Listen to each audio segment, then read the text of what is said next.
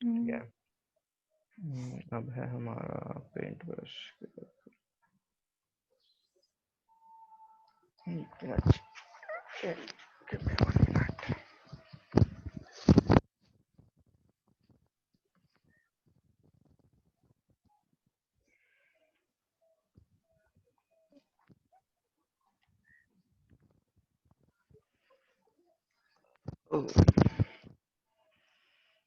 तो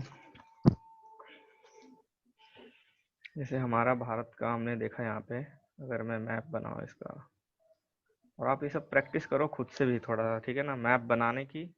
rough map बनाओगे क्योंकि आपको एग्जाम में कुछ तो बनाना ही है ना, आप सीधा सीधा लिख के नहीं आ सकते, क्योंकि जितना आप डायग्राम और मैप और फ्लो चार्ट बनाओगे उतना ज़्यादा नंबर मिलता है। आप सिर्फ हाँ इस, जी। ठीक है।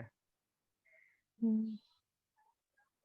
यही यही नीचे वाला नहीं बनता है, ऊपर वाला बन जाता है। नहीं बनता है नीचे वाला ही, आप प्रैक्टिस करो इसको।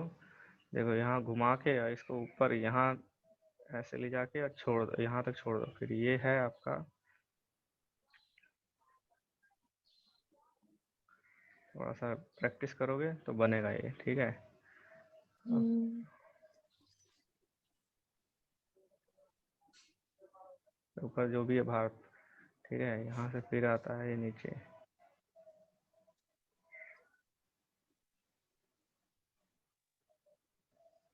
ये आपका बांग्लादेश है, ठीक है ना। तो हमने हम्म। पढ़ा था कि यहाँ हमने पढ़ लिया हिमालय की 3 श्रेणियाँ थी। बृहत हिमालय, मध्य हिमालय और शिवालिक, ठीक है। बृहत हिमालय आपका पूरे यहाँ तक ये पूरब से लेकर पश्चिम से लेकर पूरब तक फैला हुआ है, और नीचे भी ऐसे है, ठीक है। बृहत हिमालय का जो शेप है ना, जो हिमालय का शेप है वो ऐसे है, ठीक है। इधर से लेके ये सारा हिमालय है, इस शेप में है, इस तरह के शेप में हिमालय है, ठीक है। तो ये आपका एक हिमालय हो गया, ऊपर हमने पढ़ लिया उत्तर में। फिर हमने पढ़ा उत्तर के मैदान, जो कि गंगा, ब्रह्मपुत्र और सिंधु नदी, जो इधर इधर मैदान है, पंजाब का क्षेत्र है जो है, हरियाणा पंजाब का जो क्षेत्र है वो मैदान, और प्लस ये जो पूरा उत्तर भारत का जो मैदान है हमारा, ये सारा मैदान किससे बना है? गंगा ब्रह्मपुत्र, और उससे गंगा ब्रह्मपुत्र सिंधु नदी द्वारा लाई गई जलौढ़ मृदा से, जलोढ़। ठीक है। जलौढ़ मृदा वो मृदा होती है जो क्या कहते हैं, नदियाँ अपने साथ जो मिट्टी काट के लाती है उसको बिछा देती है ना, उसको बोलते हैं जलौढ़ मृदा, ठीक है, उसको बोलते हैं हम्म। जलौढ़ मृदा। अभी हमने 2 पढ़ लिया, अब हम पढ़ रहे हैं पश्चिम में क्या है। पश्चिम में अगर देखोगे तो यहाँ पूरा राजस्थान और गुजरात ये सब पूरा है, ठीक है। ये हम्म। वाला लगभग ऐसे है, ऐसे। ये राजस्थान है पूरा, ये गुजरात है, कच्छ है, ये पूरा है, ठीक है। ये सूरत है, ये सब, ठीक है। तो ये क्या है हमारा, इधर क्या है सबसे ज्यादा क्या दिखाई देता है हमको यहाँ पे? रेगिस्तान। इंडिया का रेगिस्तान इधर ही है, ठीक है। इंडिया में इधर रेगिस्तान, इधर रेगिस्तान क्यों है? क्योंकि जो आपका अगर हम यही पढ़ लेते हैं, जैसे कि जब मानसून आता है, मानसून आता है तो मानसून आपका इधर से आएगा, ठीक है, इधर टकराता है। तो कुछ हवा जो मानसूनी हवा होती है इधर निकल जाएगी, कुछ इधर चल जाएगी, और कुछ यहाँ बरसेगी, ठीक है, सब यहाँ बरसती है। हम्म। मानसून आने के लिए सबसे इम्पोर्टेंट होता है कोई पहाड़ बीच में रास्ते में, जो मानसूनी हवा आएगी ना, हवा हम्म। हमने पहले पढ़ा है 11वीं क्लास में पढ़ा था उसमें, कि बारिश क्यों आती है। बारिश हम्म। आने के 3 कारण थे। या तो हवा गर्म होकर ऊपर उठ गई, बहुत ज्यादा गर्म भी थी और वो हवा ऊपर उठी और बादल बने और बारिश हो गई, ठीक है। ये कहाँ होता है? ये विषुवत वृत्त पे होता है ज्यादातर, ठीक है। ये विषुवत वृत्त पे होता है। हम्म। फिर हमने पढ़ा कि दूसरा कारण क्या है, अगर कोई बीच में पहाड़ पहाड़ आ गया और हवा ऐसे आ रही थी, इससे टकराई, उठी, ठंडी हुई और बादल बन गया। हवा का उठ के ठंडा होना ही बादल के लिए इम्पोर्टेंट होता है। हवा जब तक ऊपर नहीं ये उठेगी। वाला आंसर पीकू को पता है ना? हाँ देखो, पीकू को पता है सब चीज ठीक है। तो हवा ऊपर उठी, जैसे ऊपर उठेगी ठंडी हो जाएगी हवा। हवा ठंडी होने का मतलब वो बादल बनने लगेगी, मतलब अब वो कंडेंस एक जगह संघनित होगी, ठीक है। संघनन होगा, बादल बनेगा, फिर वो बरसेगा।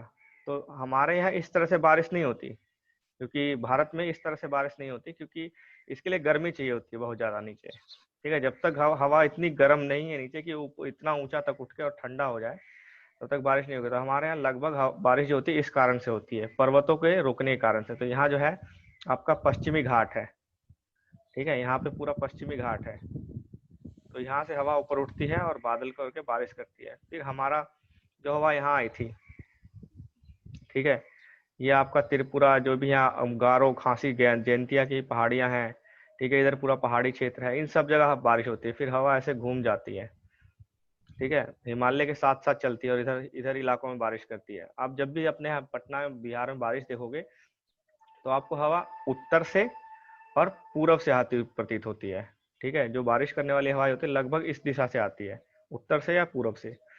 ठीक है। तो यहाँ क्यों नहीं होती बारिश? क्योंकि यहाँ जो हवा है ना, यहाँ जो हवा घुसी एंटर की थी, मान लीजिए हवा को ऐसे दिखा रहा हूँ ग्रीन कलर से, हवा जो यहाँ एंटर करी थी, यहाँ पे एक पहाड़, उस पहाड़ चाहिए था लेकिन यहाँ पहाड़ है, लेकिन ये पहाड़ की डायरेक्शन जो है ना ऐसे है, ऐसे नहीं है, ठीक है, ये इस डायरेक्शन में नहीं, इसके पैरेलल समानांतर डायरेक्शन में। तो हवा क्या करती है, इधर से चल जाती है, इधर चल जाती है, यहाँ बारिश ही नहीं करती, ठीक है। ऊपर उठना था उसको पहाड़ के साथ, लेकिन पहाड़ की डायरेक्शन हवा की डायरेक्शन के एकदम समानांतर है, तो हवा जो है इधर से निकल जाती है, इधर बारिश करती ही नहीं इस क्षेत्र में पूरे में। कुछ हवाएं बारिश, थोड़ा बहुत बारिश होती है लेकिन इतना बारिश नहीं होती, समझ रहे हो ना। तो जो हमारा पश्चिमी क्षेत्र है वो हमेशा एक तरह से वहाँ पे बारिश कम होती है, ठीक है, वहाँ पे बारिश एवरेज से बहुत कम होती है, औसत से बहुत कम होती है, ठीक है।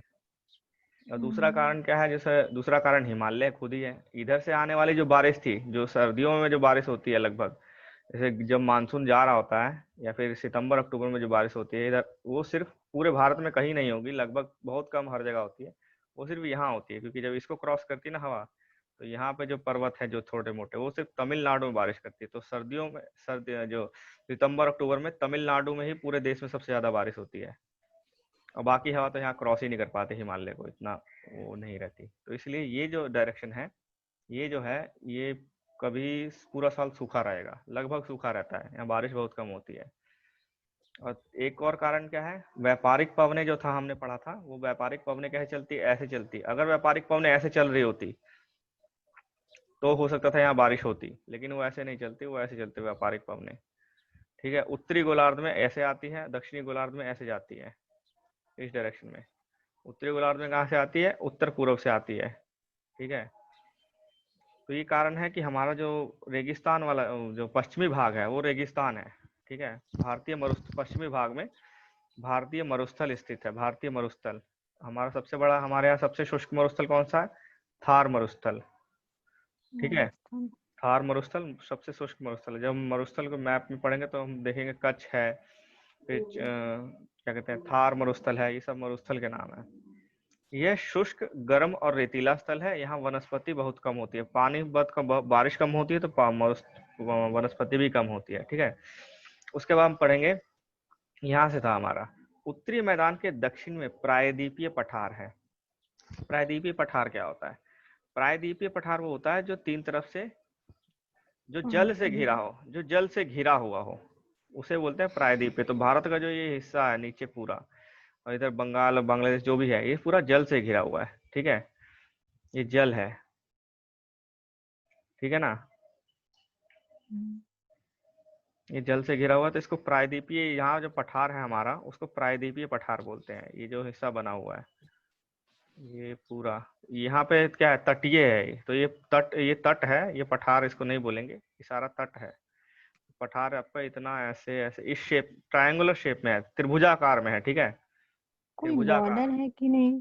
नहीं नहीं, कोई बॉर्डर, मतलब ऐसे सीमा नहीं होती ना फिजिकल।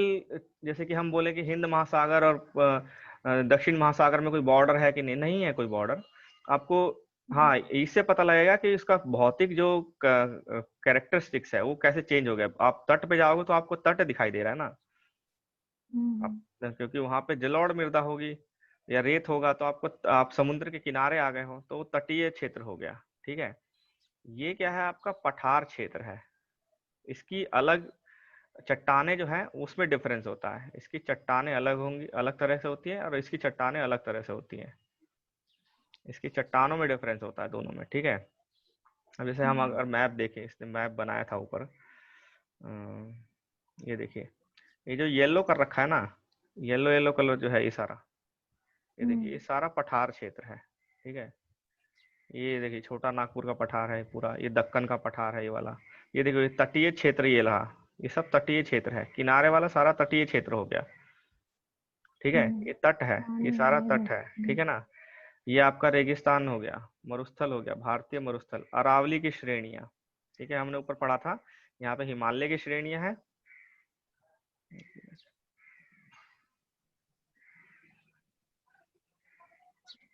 यहाँ हिमालय की श्रेणियां थी, तो यहाँ कौन सा है, ये है आपकी अरावली की श्रेणियां। ठीक है, ये लगभग दिल्ली में, दिल्ली से लेकर गुजरात तक पहुंचती है। ठीक है, ये श्रेणियां दिल्ली से लेकर गुजरात तक पहुंचती है, बीच में थोड़े थोड़े छोटे वो हो गए, पासेस बन गए हैं, दर्रे बन गए हैं। ठीक है, तो आपको हम क्या क्या पढ़ रहे थे, पठार पढ़ रहे थे। हाँ, तो ये जो उत्तर पूरा ये जो भाग है, अगर इसको हम पूरा ऐसे करके देखें तो एक तरह से त्रिभुजाकार बना हुआ है। ठीक है, त्रिभुजाकार बना हुआ है पूरा का पूरा। तो भारत का जो प्रायद्वीपीय पठार है वो त्रिभुजाकार में है। इसकी ये देखिए आगे लिखा हुआ, इसकी आकृति त्रिभुजाकार है, इसका धरातल काफी ऊंचा नीचा है, ऊबड़ खाबड़ धरातल है, कहीं पहाड़ थोड़े से ऊंचे हो जाएंगे, कहीं समतल है, थोड़े से ऐसे ऐसे ऊबड़ खाबड़ है पूरा पठार जो है। इस क्षेत्र में बहुत सी पहाड़ी श्रृंखलाएं और घाटियां हैं। घाटी कैसे, जो नदी जाएगी पहाड़ को काटते हुए तो घाटी बना देती है। ठीक है, इसके उत्तर पश्चिम में अरावली श्रृंखला है, जो हमारा ये पूरा ऐसे करके है, ये है ना आपका, ये आपका पठार है मान लीजिए, तो उत्तर पश्चिम में अरावली श्रृंखला है यहाँ पे। ठीक है, उत्तर पश्चिम में अरावली श्रृंखला है, जो विश्व की सबसे पुरानी श्रृंखला है। ठीक है, विश्व की है। ये विश्व की सबसे पुरानी श्रृंखला है। ठीक है, अगर हमारे भारत में कहो तो भारत में सबसे पुरानी हो गई एक तरह से। ठीक है, विंध्य और सतपुड़ा भी महत्वपूर्ण श्रृंखला है। अब देखो विंध्या इधर है, सतपुड़ा इधर है। ठीक है, इन दोनों के बीच से नर्मदा नदी आती है। ठीक है, विंध्य और सतपुड़ा, आप ऊपर मैप में देखेंगे, मैप बहुत ऊपर दे दिया है इसका, ये देखिए, ये विंध्या है, ये अरावली हो गया आपका उत्तर पश्चिम में। ठीक है, ये विंध्या हो गया, विंध्या श्रेणी हो गई। ये विंध्या श्रेणी ही है जो आपका बिहार तक जाती है। ठीक है, दूसरा है ये सतपुड़ा श्रेणी हो गई, और इन दोनों के बीच से नदी जा रही है, ये देखो इसका नाम क्या है, नर्मदा। विंध्या और सतपुड़ा के बीच में से नदी जा रही है, उसका नाम नर्मदा है, और सतपुड़ा के दक्षिण में जा रही है, उसका नाम ताप्ती है, या तापी नदी है। ठीक है। ठीक है, इसके बाद क्या है आपका, दो श्रेणियां हो गई। इसके बाद इसमें दक्कन का पठार है। दक्कन का पठार आपको पता है कहाँ है, दक्कन का पठार है इसके, अगर ये मैप है आपका, सॉरी, दक्कन का पठार क्या है, ये पठार है दक्कन का। और छोटा नागपुर का पठार ये रहा, ये आपकी अरावली हो गई, यहाँ पे ये विंध्या हो गई, ये सतपुड़ा हो गई। ठीक है, इस तरह से आपको मैप में करना पड़ेगा। उसके बाद ये भी छोटे छोटे मैप आ रहे हैं, लेकिन यही पढ़ते जाइए ताकि आपको बाद में बड़ा इकट्ठे बहुत सारा ना पढ़ना पड़े। इन श्रृंखलाओं से होकर नर्मदा और ताप्ती बहती है, हमने पढ़ लिया। ये पश्चिम की तरफ बहने वाली नदियां हैं। आपको क्वेश्चन आएगा कि कौन सी नदियां ऑप्शन पूरब से आता है पश्चिम ये। है और कौन सी नदियां पश्चिम से पूर्व में है। पश्चिम से पूर्व में बहने वाली नदियां इस तरफ बहेंगी। ठीक है, पूर्व से पश्चिम बहने वाली नदियां इस तरफ जाएंगी। तो हमारे देश में बहुत कम नदियां हैं जो पूर्व से पश्चिम में बहती हैं। ठीक है, नर्मदा और तापी मेन एग्जाम्पल है उनके। बाकी आप जितनी नदियां देखो, गंगा यमुना सब इस डायरेक्शन में जाती है। ब्रह्मपुत्र हमारे देश में पश्चिम से पूर्व में बहती है, लेकिन फिर गंगा से मिलने के बाद वापस उसी डायरेक्शन में आ जाती है। ब्रह्मपुत्र पूर्व से पश्चिम में आती है, लेकिन गंगा से जब मिलती है बांग्लादेश में, सॉरी असम के ऊपर, तो ये फिर मुड़ जाती है नीचे। ठीक है, फिर उसके बाद यमुना तो आपकी है ही पूर्व से पश्चिम से पूर्व। उसके बाद जो भी गंगा की सहायक नदियां उसी तरह से आती है। ठीक है, पश्चिम से पूर्व। उसके बाद आपका गोदावरी, कृष्णा, कावेरी सब इधर ही जा रही है लगभग, बड़ी नदियां। नर्मदा और तापी जो है वो इधर जा रही है बस, क्योंकि हमारा जो ये जो दक्कन का पठार, ये जो पठारी, हमारा पूरा भारत का जो क्षेत्र है ना, पूरे भारत की ज्योग्राफी क्या है ना कि जो वो थोड़ा सा इस तरफ झुका हुआ है। ठीक है, हल्का इस तरफ झुका हुआ है। ये अगर पूरा मैप देखोगे, ये पूरा मैप है, तो ये हल्का सा इस तरफ झुका हुआ है, इसलिए सारी नदियां इधर बह रही हैं। यहाँ पे जो नदियां हैं इधर नर्मदा और तापी को छोड़कर ये जो नदियां हैं ये इस तरफ बहती है खाली, इधर बहने वाली बहुत सारी नदियां हैं, लेकिन ये सिर्फ जो हमारा पश्चिमी घाट था, अगर मैं मैप में, किसी मैप में देखें इसको, ये देखिए ये पश्चिमी घाट है ना, ये वाला, ये पश्चिमी घाट है, ये देखो लिखा पश्चिमी घाट। पश्चिमी घाट में जो यहाँ जो नदियां हैं वो सारी इधर बहती है। इन नदियों के नाम, बहुत सारी नदियां हैं यहाँ पे, ठीक है, छोटी छोटी हैं, क्योंकि ये बहुत छोटी नदियां हैं इसलिए इनके नाम ज्यादा दिए नहीं, लिखे नहीं है। लेकिन आपको याद करना पड़ेगा है, जो हम बोलते हैं कि सबसे ऊंचा जलप्रपात कौन सा है, तो जोग फाल जो था, ठीक है, ये किस नदी के ऊपर है, तो मांडवी नदी के ऊपर है, तो मांडवी नदी गुजरात में है। ऐसी कई नदियां हैं जो आपको याद करनी पड़ेंगी, ये सब डिटेल हम पढ़ेंगे, ठीक है ना। तो कुछ नदियां हैं जो आपकी पूर्व से पश्चिम बहती हैं, कुछ हैं जो पश्चिम से पूर्व बहती हैं। ये तो क्वेश्चन सीधा सीधा पूछते हैं, ज्यादातर ताप्ती और उसका नर्मदा का नर्मदा। एग्जाम्पल पूछते हैं। और पठार, और क्या था, इन पठार के पश्चिम में पश्चिमी घाट हमने पढ़ लिया, यानी सह्याद्री की पहाड़ियां हैं। इन पठार के पश्चिम में पश्चिमी घाट है, यानी उसको सह्याद्री बोलते हैं, ठीक है। और पूर्वी में, पूर्व में पूर्वी घाट है, ठीक है। ये जो आपका मैप था, इसके पश्चिम में पश्चिमी घाट है, इसी को सह्याद्री बोलते हैं, और पूर्व में पूर्वी घाट है। पश्चिमी घाट का विस्तार एक समान रूप में है। ये विस्तार जो है पश्चिमी घाट का, ये टूटा फूटा नहीं है, बीच में ज्यादा बहुत कम है, ठीक है। लेकिन पूर्वी घाट ना, जैसे मान लीजिए यहाँ से यहाँ तक बहुत ज्यादा ऊंचा है कहीं पे, फिर यहाँ से खत्म दिखाई नहीं दे रहा, फिर यहाँ से फिर बहुत ज्यादा ऊंचा आ गया, फिर बीच में गायब हो गया बहुत ज्यादा, टूटा हुआ है, असमान है। पश्चिमी घाट, जो पूर्वी घाट है वो असमान है, और पश्चिमी घाट समान है, पूर्वी घाट पश्चिमी घाट। इन पठारों में, अभी पठार इंपॉर्टेंट ज्यादा इसलिए है क्योंकि इन पठारों में खनिज बहुत है। जैसे आप छोटा नागपुर देखो, झारखंड, छत्तीसगढ़, मध्य प्रदेश, ये सब इलाके, तो यहाँ क्या है, खनिज बहुत ज्यादा है। फिर आप यहाँ दक्कन के पठार में चल जाओ तो यहाँ भी खनिज बहुत ज्यादा है, ठीक है। तो जैसे कोयला, लौह अयस्क, एल्युमिनियम अयस्क, सबके अयस्क लगभग इन्हीं क्षेत्रों में पाए जाते हैं। हमारे देश का सबसे ज्यादा खनिज लगभग इसी पठारी प्रायद्वीपीय क्षेत्र में ही है। पश्चिमी घाट के पश्चिम में और पूर्वी घाट के पूर्व में, तो हम ये देखेंगे, ये आपका दक्षिण प्रायद्वीपीय था, तो यहाँ था आपका पश्चिमी घाट और यहाँ था आपका पूर्वी घाट, ठीक है। ये पूर्वी घाट है, ये पश्चिमी घाट, सॉरी, ये पूर्वी घाट हो गया। तो इसके पश्चिम में मतलब ये इलाका, और इसके पूर्व में मतलब ये इलाका, ये सब क्या है, तटीय क्षेत्र है। इधर क्या है, तटीय क्षेत्र है, तटीय क्षेत्र है, और ये काफी संकरा है, सॉरी, पर पश्चिमी घाट तटीय मैदान काफी संकरे हैं, ये थोड़े संकरे हैं ये, और ये ज्यादा चौड़े हैं। ये जो ये है, क्योंकि यहाँ पे जो नदियां आती हैं, ज्यादातर नदियां हमारी कहाँ से बह रही हैं, पश्चिम से पूर्व बह रही हैं, तो ये क्या करती है, यहाँ पे डेल्टा क्षेत्र ज्यादा चौड़ा बनाती है, ठीक है। तो इसीलिए, और ये संकरे हैं क्योंकि यहाँ पे इतना कुछ, इतने ज्यादा नदियां भी नहीं है, और जो भी नदियां हैं बहुत छोटी हैं, ठीक है। पूर्वी तटीय मैदान जो है, पूर्वी तटीय मैदान अपेक्षाकृत चौड़े हैं। वहां पूर्व की ओर बहने वाली कई नदियां हैं, जैसे कि महानदी, गोदावरी, कृष्णा, कावेरी, जो बंगाल की खाड़ी में गिरती हैं। ये नदी अपने मुहाने पर उपजाऊ डेल्टा का निर्माण करती है। मैंने बताया था कि जब ढलान कम हो जाती है, जैसे मान लीजिए पहाड़ से गिरा नदी, और फिर ठीक है, फिर ढलान में है, फिर ढलान धीरे धीरे नॉर्मल से नॉर्मल हो गई, एकदम कम हो गई, तो यहाँ क्या होती है, मिट्टी कम छोड़ेगी, यहाँ मिट्टी कम बिछाएगी, यहाँ थोड़ा और कम बिछाएगी, लेकिन जब यहाँ आ जाएगी ना लास्ट में, जो बिल्कुल ढलान है ही नहीं लगभग, यहाँ मिट्टी ज्यादा बिछा देती है। और नदी भी ना एक धारा में नहीं बहती, नदी भी टूट जाती है इधर उधर धारा में, ठीक है। तो यहाँ क्या करती है, डेल्टा बनाती है, इस क्षेत्र में डेल्टा बनाती है, इसे डेल्टा कहते हैं, मुहाने पे डेल्टा बनाती है अपने क्षेत्र में।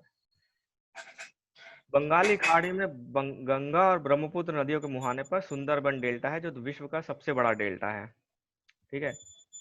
अब क्या आप जानते हैं, प्रवाल जो होते हैं, छोटे समुद्र जंतुओं के, अब प्रवाल द्वीप होते हैं कुछ, अब हम आगे इसमें आएगा, तो प्रवाल, पहले प्रवाल पढ़ लेते हैं होता क्या है, फिर प्रवाल द्वीप पे जाएंगे। प्रवाल क्या होता है, प्रवाल होता है, ये एक तरह के छोटे छोटे समुद्री जंतु होते हैं, उनके उनको जब मर जाते हैं तो उनको जो कंकाल बचता है ना, वो कैल्शियम का होता है। कंकाल हमारा जो भी कंकाल होता है कैल्शियम का होता है, ठीक है। इनका जो कंकाल होता है, इसी पे कुछ इस कंकाल को क्या कहते हैं, पॉलिप्स कहते हैं, ठीक है। और ये फिर वृद्धि करते हैं इन्हीं पॉलिप्स के आजू बाजू जो भी पूरा उसमें है, तो कुछ तरह के क्या बोलते हैं, दूसरे जंतु जो होते हैं उसको अपना घर बना लेते हैं, ठीक है। छोटे मोटे बैक्टीरिया जैसे हो गया आपका, जैसे काई होता है ना, काई जैसा होता है, ठीक है। तो जो छोटे समुद्री जंतु, परवाल क्या होता है, छोटे समुद्री जंतुओं के कंकाल होते हैं जिन्हें पॉलिप कहा जाता है। इस कंकाल को पॉलिप कहा जाता है। जब जीवित पॉलिप मरते हैं तो उनका कंकाल बच जाता है। अन्य पॉलिप की वृद्धि इन ठोस कंकालों के ऊपर ही होती है, जो ऊपर जो बढ़ते बढ़ते काफी ऊंचे हो जाते हैं और इस तरह प्रवाल द्वीपों का निर्माण करते हैं। प्रवाल द्वीप को, ये जो आपको दिख रहा है ना मैप में, डायग्राम में, ये प्रवाल द्वीप है, प्रवाल है सारा, ठीक है ना। कई बार प्रवाल इतने बड़े हो जाते हैं कि वो पूरा एक द्वीप बन जाता है, ठीक है। ये हम पढ़ेंगे सुनामी बाद में क्या होता है ये। भारत में दो द्वीप समूह हैं। अब हमने पढ़ लिया, हिमालय पढ़ा था, फिर हमने उत्तर का मैदान पढ़ा, ये मैदान पढ़ा उत्तर का, फिर हमने पढ़ा मरुस्थल, ठीक है। फिर हमने पढ़ा प्रायद्वीपीय पठार, ये सारा। फिर हमने पढ़ा तटीय तटीय क्षेत्र जो भारत का है। अब ये देखो एक तरह से पूरा भारत बन गया ना ये, ठीक है। यहाँ से पूरा ऐसे है। तो ये तो हमने पढ़ ली, इसमें जो भी मेन मेन चीजें थी, जगह थी। ये आपका पहाड़ हो गया, हिमालय हो गया, ठीक है। ये आपका उत्तरी मैदान हो गया है सारा। ये आपका रेगिस्तान हो गया मरुस्थल। ये आपका प्रायद्वीपीय पठार हो गया। और ये आपका तटीय रेखा, तटीय क्षेत्र हो गया। अब इसके बाद है हमारा द्वीप समूह। भारत के दो द्वीप समूह हैं। एक द्वीप समूह यहाँ पे है, द्वीप समूह मतलब छोटे छोटे द्वीप होते हैं, ठीक है। इनका समूह को द्वीप समूह कहते हैं। और यहाँ पे आपका क्या है, एक और द्वीप समूह है, ठीक है।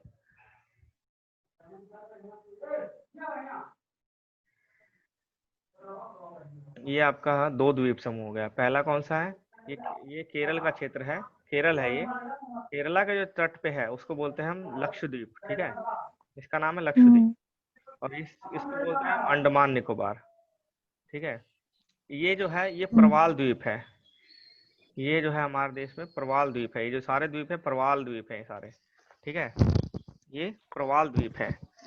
उसके बाद अंडमान निकोबार क्या है, अंडमान निकोबार द्वीप समूह भारत के दक्षिण पूर्व दिशा में, भारत के दक्षिण और पूर्व दिशा में, ठीक है, अंडमान निकोबार है, बंगाली खाड़ी में। क्या आप जानते हैं कौन सा द्वीप समूह वर्ष 2004 में सुनामी से प्रभावित हुआ था? बहुत पुरानी बात है, ठीक है ना। अब समुद्री समाचार पत्रों में लोगों से बातचीत के जरिए पर जानकारी प्राप्त कीजिए कि सुनामी टकराई थी और अलग क्या क्या हुआ था, ठीक है। सुनामी क्या होती है, यहाँ पे एक छोटा सा लिख दिया गया है। जैसे आप मान लीजिए ये आपने एक बर्तन लिया, ये बर्तन है, ये बर्तन में पानी भरा हुआ है इतना, ठीक है, पानी भरा हुआ है। आपने यहाँ पे एक बड़ा पत्थर ऊपर से गिरा दिया, यहाँ गिराओगे तो पानी यहाँ छलकता है ना, जितना पत्थर का आयतन होगा उसके हिसाब से पानी यहाँ बाहर आएगा, लहरें बनेंगी, लहरें ऊंची हो जाएंगी और बाहर आ जाएंगी, ठीक है। तो समुद्र में भी यही होता है। समुद्र के तल पे अगर कोई छोटा सा भी डिस्टरबेंस होता है, भूकंप टाइप में, भूकंप जैसा हो गया, ठीक है, यहाँ भूकंप आया और पानी की लहर बड़ी बनी, फिर ये लहर जब तट के पास पहुंचेगी तो लहर छोटी हो जाएगी लेकिन ऊंचाई बढ़ जाएगी इसकी। और जब ये ऊंचाई एक एक लिमिट से ज्यादा बढ़ जाती है तो वो टूट जाती है और वो फिर सुनामी आ जाती है, ठीक है। तो सुनामी एक विशाल सागरीय तरंग है जो समुद्र तल पर भूकंप के कारण उत्पन्न होते हैं। तो सिर्फ भूकंप नहीं होता, और भी कारण होते हैं, ठीक है। सिर्फ भूकंप नहीं होता, और भी कारण होते हैं। तो यहाँ से भूकंप लिखा हुआ है। अब है क्वेश्चन की, भारत को कितने भौगोलिक क्षेत्रों में विभाजित किया जाता है, उसके नाम लिखो। तो कितने भौतिक भाग हैं? पर्वत, मैदान, मरुस्थल, पठार, तटीय और द्वीप समूह, ठीक है ना। पर्वत, मैदान, मरुस्थल, प्रायद्वीप, तटीय और द्वीप समूह। भारत की स्थलीय सीमा 7 देशों से जुड़ी है, इसके नाम बताने हैं आपको। चाइना, पाकिस्तान, दो इधर से एक तरफ से शुरू करो, कभी अच्छा। भी नाम लो तो अच्छा एक इधर पश्चिम। से लो या इधर से लो, कहीं से भी ले लो। चलिए पश्चिम, पश्चिम से चाइना हो गया, बस अफगानिस्तान, सॉरी पश्चिम नहीं, पाकिस्तान, अफगानिस्तान। देखो, फिर इधर पाकिस्तान, अफगानिस्तान, चाइना, फिर यहाँ नेपाल, चाइना पूरा, भूटान, म्यांमार, म्यांमार। बांग्लादेश, ठीक है। हम्म, और इधर अगर हम समुद्री में देखें तो श्रीलंका और मालदीव्स। लेकिन तो स्थलीय सीमा पूछा इसने, तो ये नहीं होगा दोनों, ठीक है। हाँ, नीचे का नहीं होगा, ऊपर ये का आपका ये होगा। सारे हो गए, तो कितने हो गए? पूर्व पश्चिम। एक, दो, 7। 3, 4, 5, 6, 7, ठीक है ना। 7 देश हैं। कौन सी दो प्रमुख नदियां अरब सागर में गिरती हैं? आपका ये इधर भारत है तो इधर अरब सागर है, तो इधर कौन सी दो प्रमुख नदियां गिरी थी? नर्मदा और तापी, ताप्ती। ठीक है। गंगा ब्रह्मपुत्र वाले डेल्टा का नाम क्या था? यहाँ डेल्टा बनता है Sundarban delta. Sundarban delta. Sundarban delta. Bharat में कितने राज्य हैं, कितने केंद्र शासित? तो अभी के लिए 28 राज्य हैं और 28। 8 केंद्र शासित है। 7। 8। 8। आपको इनकी राजधानी भी याद करनी पड़ेगी, क्योंकि पूछ लेते हैं कभी कभी। उत्तरी मैदान में अधिक जनसंख्या क्यों है? क्योंकि यहाँ पे जलौढ़ मृदा है और ये काफी उपजाऊ होती है और काफी विस्तृत क्षेत्र में है, ठीक है। तो यहाँ पे इसीलिए, और मैदानी भाग है, दूसरा पार्ट है कि मैदानी भाग है तो यहाँ परिवहन के संसाधन बनाए जा सकते हैं आसानी से। खेती ज्यादा होती है, परिवहन होता है, लोगों का जीवन थोड़ा सा सरल होता है। तो 3 कारण ये है।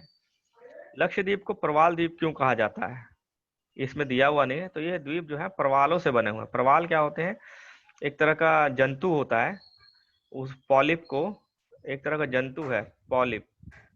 ये क्या होता है, जब पॉलिप मर जाता है तो उसका कंकाल रह जाता है, कंकाल रह जाता है। इसी कंकाल पे दूसरे पॉलिप अपना कब्जा कर लेते हैं, ठीक है।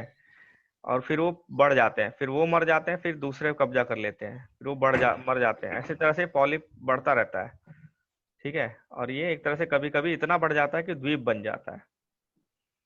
सही उत्तर चिन्हित कीजिए। हिमालय के सबसे दक्षिणी भाग को क्या जाता है? सबसे दक्षिणी, जैसे 3 श्रेणियां हैं, सबसे दक्षिणी वाला कौन सा है? शिवालिक। शिवालिक है। सह्याद्री को किस नाम से जाना जाता है? हमने पढ़ा था अभी। पश्चिम। पश्चिमी। पश्चिमी घाट, ठीक है। फोकस। पश्चिमी घाट। अरावली कहाँ था? जैसे अगर ये हम देखें मैप में, 3rd नंबर पे है सबसे पुराना। तो यहाँ अरावली ये है, पश्चिमी घाट ये है, इसी को सह्याद्री बोलते हैं, ठीक है। और हिमाद्री क्या है? हिमाद्री बृहत हिमालय वाला है। हिमालय की 3 श्रेणियां हैं, ये बृहत हिमालय और ये मध्य हिमालय और शिवालिक। तो दक्षिण में शिवालिक है और ये उत्तर में बृहत हिमालय है। ये अरावली है। यहाँ पे 2 श्रृंखलाएं हैं, क्या बोलते हैं उसको, विंध्या और विंध्याचल और। सतपुड़ा। सतपुड़ा विंध्या हाँ। पर्वत और सतपुड़ा पर्वत श्रृंखला। इसके बीच में से नदी जाती है, उसका नाम है सॉरी, ताप्ती। नर्मदा। नर्मदा। नर्मदा ताप्ती है। इसके बीच में से सिर्फ सॉरी, नर्मदा आ नर्मदा जाती इधर। है, हाँ फोकस। हाँ। इसके बीच में से नर्मदा जाती है। सतपुड़ा के दक्षिण से जो नदी जाती है वो है ताप्ती, ठीक है। हम्म, बाकी पहली नदी इधर गोदावरी है, कृष्णा है, कावेरी है। यमुना आपकी यहाँ, सॉरी, गंगा यहाँ से निकलती है और ऐसे जाके इधर गिर जाती है। यमुना इसी का पार्ट है, ठीक है। फिर ब्रह्मपुत्र यहाँ से तिब्बत से निकलती है, चाइना में इस तरह से आती है और यहाँ घूम के ऊपर से निकल जाते हैं। ठीक है। तो यहाँ पे हो गया हिमाद्री, हिमाचल सब हो गया। पाक जल संधि किन देशों के बीच में है? तो पाक जल संधि यहाँ है, श्रीलंका। ये जल हमारा संधि है। श्रीलंका। बंगाल की खाड़ी को अरब सागर से जोड़ती है, ठीक है। श्रीलंका हम्म, और भारत के बीच में है हम्म, पाक जल संधि। उसके बाद आपका है अरब सागर में स्थित द्वीप समूह को क्या कहते हैं? जो अरब सागर में, भारत या अरब सागर। कौन से द्वीप समूह थे? दक्षिण साइड में हाँ लक्षद्वीप। हाँ, लक्षद्वीप है यहाँ पे। भारत की सबसे पुरानी पर्वत श्रृंखला कौन सी है? अरावली। अरावली है। ये सबसे नई है और ये उससे ही पुरानी है। मतलब पहले अरावली, हम्म, पश्चिमी घाट है, फिर हिमालय है, हम्म, ठीक है। उसके बाद खालिस्तान बनना है। भारत का क्षेत्रफल लगभग कितना है? 32 लाख 80 हजार। 8 लाख वर्ग किलोमीटर, ठीक है। महान हिमालय को, 32। महान हिमालय को क्या कहा जाता है? बृहत। बृहत हिमालय। क्षेत्रफल की दृष्टि से सबसे बड़ा राज्य कौन सा है? तिरहुआ। नहीं, भारत का सबसे बड़ा राज्य पूछा है।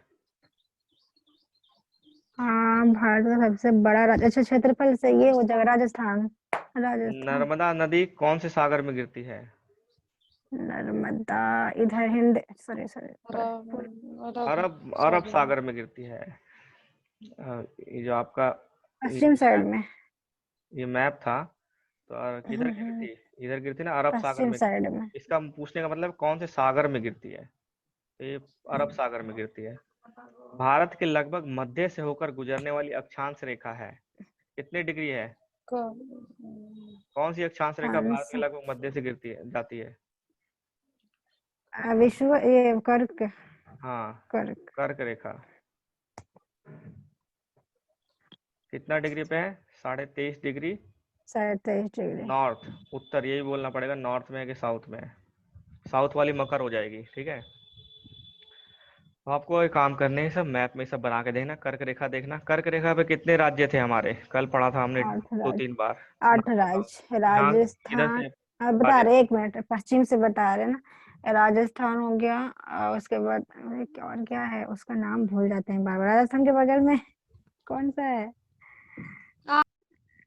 अरे क्या यार। चीज? राजस्थान। हेलो।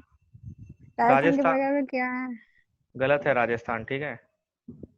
सबसे पश्चिम में गुजरात है, अच्छा, गुजरात, फिर राजस्थान, राजस्थान, फिर मध्य प्रदेश, एमपी। फिर एमपी, छत्तीसगढ़, जो भी है। उसके बाद हाँ, फिर क्या, जो झारखंड। झारखंड, बांग्लादेश। वेस्ट बंगाल। बांग्लादेश नहीं है, वेस्ट बंगाल है। वेस्ट बंगाल। वेस्ट बंगाल ना। मणिपुर है ना। नहीं जी। इधर सेवन सिस्टर में थोड़ा सा कंफ्यूज हो जाते हैं। म्यांमार। अरे नहीं, म्यांमार म्यांमार तो भारत का कंट्री राज्य हो है। गया। हाँ हाँ हाँ। त्रिपुरा, हाँ हाँ, त्रिपुरा। मिजोरम। मिजोरम। कितने हो गए? लेकिन 8 नहीं हुए। तो 1 2 3 4 तो उसको 5 6 हटाया गया 7, ना। हाँ सही, 8 हो गए, 8 हो गए। हाँ हाँ, हो गया हो गया। ठीक है, गुजरात, राजस्थान, मध्य प्रदेश, छत्तीसगढ़, झारखंड, ये तीनों अलग से याद करो।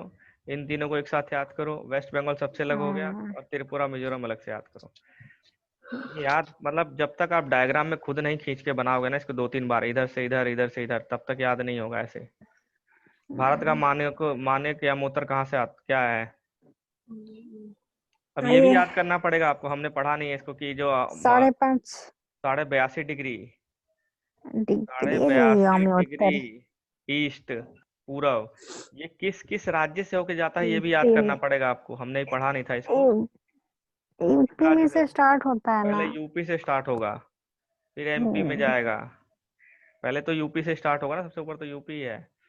आंध्र हम्म। प्रदेश, सॉरी, बीच में उड़ीसा, आंध्र प्रदेश, फिर बाहर निकल जाता है। देखना इसको, ये एग्जैक्ट कहाँ कहाँ से जाता है। मैं 1 मिनट रुको, मेरे पास मैप है शायद।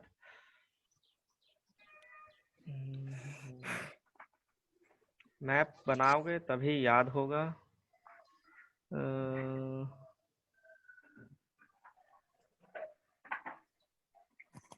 भारत का लिखा हुआ है,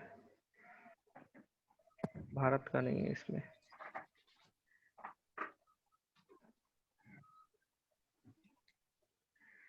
Capricorn, equator, tropic, geography. India वाला ही ले लीजिए ना, इंडिया वाला तो उसी में होगा, उसी में देख लीजिए, पता ही नहीं देखिए, चलेगा कि आज कहाँ पे। एक बार कौन बने करोड़पति में क्वेश्चन आया था। ट्रॉपिक ऑफ कैंसर यानी कर्क रेखा किस भारत के किस राज्य से पास नहीं होती? नहीं होती, तो आप बताओ आंसर कहाँ अच्छा, से पास बिहार नहीं? से। बिहार अरे अरे इसमें नहीं ऑप्शन है, में से अच्छा आंसर अच्छा। देना है। रुके रुके रुके रुके क्या रुके रुके, जल्दी वेस्ट काहे बंगाल, है इतना? गुजरात, उड़ीसा। अरे है जी, आज काम है ना। चंडीगढ़, उड़ीसा। चंडीगढ़ उड़ीसा। कहाँ लिखा हुआ है? उड़ीसा। गुजरात। उड़ीसा हो गया ना उड़ीसा आंसर। उड़ीसा उड़ीसा, छत्तीसगढ़ लिखा हुआ है। चलो आगे उड़ीसा। चलते हैं, छोड़ो। अरे वो देखना था ना हमको, कि कौन सा उससे पास होती है। हम्म। वो एक बार देख के खत्म करते हैं, फिर आगे पढ़ते हैं।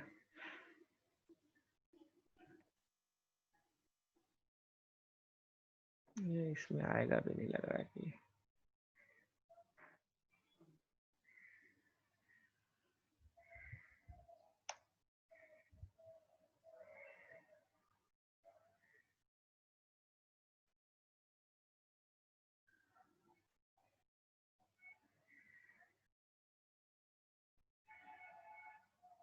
ये गूगल कहाँ से आ गया?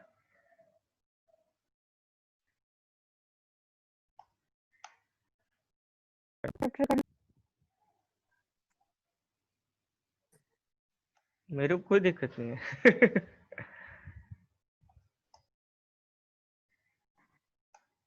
इंट्रो करवा दीजिए इसका।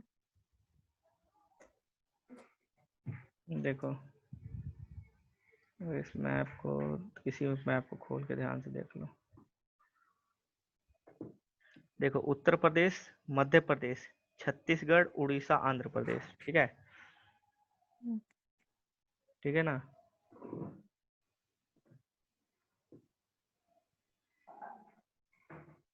इसको बड़ा करें हम। देखो उत्तर प्रदेश और मध्य प्रदेश से जा रहा है, ठीक है? उत्तर प्रदेश में आया, फिर मध्य प्रदेश टच किया, फिर छत्तीसगढ़ में आया,